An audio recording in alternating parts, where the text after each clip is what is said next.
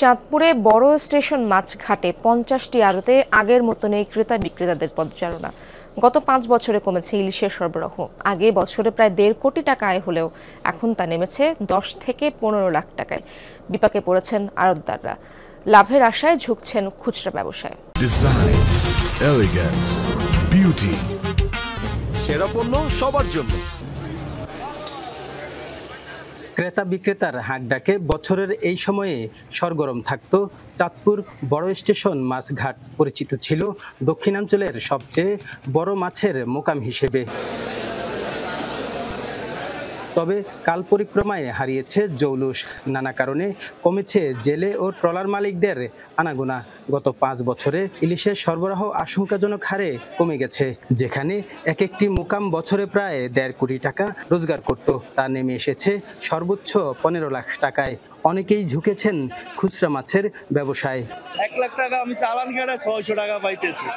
তা আমি এটার পাশাপাশি যদি আমি খুচরা কিছু মাছ বেশি ওটা দিয়ে আমার কিছু ইনকাম হলে এটা কি আউট একটা আমার অ্যামাউন্ট আইসা বললো। আড়তদারি করে পাশাপাশি খুচরা করলে আপনার দেখা যায় দৈনিক ২-৩ হাজার টাকা আলাদা লাভ করা যায়। আমাদের ব্যবসা বাণিজ্য মোটামুটি অনেকটা কমে গেছে। আমরা যারা আছে এখন খুচরা বিক্রেতা আর কি বেশিরভাগ আছে। আগে তো এইটা আমাদের দাদন দিত, কারণ আমরা তো কত না দাদন টাদন নেই না, আমাকে নিজের এলাকাতে আমরা দাদন দিই।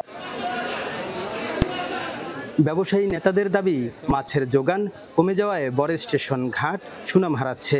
কমেছে আড়তের সংখ্যা। আগে যেমন বছরে ১ কোটি টাকা ব্যবসা করতাম, এখন ১০ লাখ টাকাও ব্যবসা করার মতো কোনো ওয়ে নাই। কারণ মাছ 10% আইসে পড়ছে। আগে ১,০০০ মন বিক্রি করলে এখন ১০০ মন বিক্রি করতে পারে। মাছের আমদানি কমে আসতেছে, মাছ কম আসতেছে। এই কারণে তারা এখন কি করবে? যে কারণে অনেকেই বড় আড়তদার ছিল, একসময় বড় ব্যবসায়ী ছিলেন, তারা বড় ব্যবসা এখন আর করতে পারতেছেন না। সেই কারণে তারা খুচরা বিক্রির দিকে ঝুঁকেছে। ঘাটে মাছের সরবরাহ বাড়লে আবারও বড় স্টেশন মাছঘাট ক্রেতা বিক্রেতাদের পদচারণায় মুখর হয়ে উঠবে আশা সংশ্লিষ্টদের। কাদের পলাশ, যমুনা নিউজ, চাঁদপুর।